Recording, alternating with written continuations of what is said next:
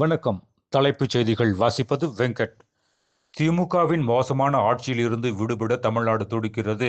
தமிழ்நாடு இப்போது பாஜக என்டிஏ அரசை விரும்புகிறது. மதுராந்தகம் பொதுக்கூட்டத்தில் பிரதமர் நரேந்திர மோடி பேச்சு.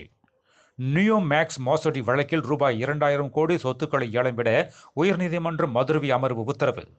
இந்த தேர்தல் தான் திமுகவுக்கு இறுதி தேர்தல். தீய சக்தி திமுகவை வீழ்த்துவோம். மதுராந்தகத்தில் நடைபெற்ற ஜனநாயக கூட்டணி பொதுக்கூட்டத்தில் எடப்பாடி பழனிசாமி பேச்சு. திருப்பதி திருமலை ரத சப்தமியை முன்னிட்டு ஆர்ஜித் சேவைகள் சர்வ தரிசன டோக்கன்கள் விநியோகம் 24, 25, 26 தேதிகளில் ரத்து. 14 உணவு வகைகளுடன் பக்தர்களுக்கு அன்னதானம் வழங்க ஏற்பாடு. கர்நாடக மாநிலத்தில் விதிக்கப்பட்டுள்ள பைக் டாக்ஸி சேவைகளுக்கான தடை நீக்கம். கர்நாடக உயர்நீதிமன்றம் உத்தரவு.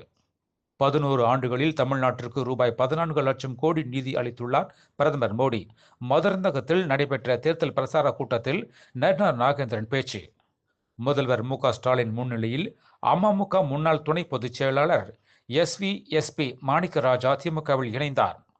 தஞ்சாவூர் அருகே செங்கிப்பட்டியில் திமுக மகளிர் மாநாடு நடைபெற உள்ள இடத்தை பார்வையிட்டார் கனிமொழி எம்பி.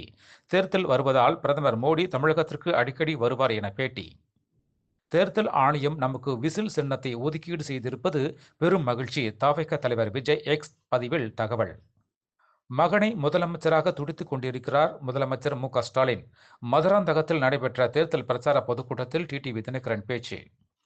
திமுக கொடுத்த தேர்தல் வாக்குறுதிகளில் 10% கூட முழுமையாக நிறைவேற்றாமல் உள்ளது.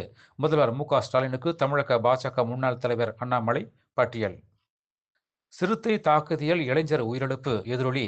மேட்டூரிலிருந்து மாதேஸ்வரன் மலைக்கு இருசக்கர வாகனங்கள் செல்ல தடை. மேலும் விரிவான செய்திகளுக்கு அரசியல் ராஜ்யம் மின் இதழை படியுங்கள். நன்றி, வணக்கம்.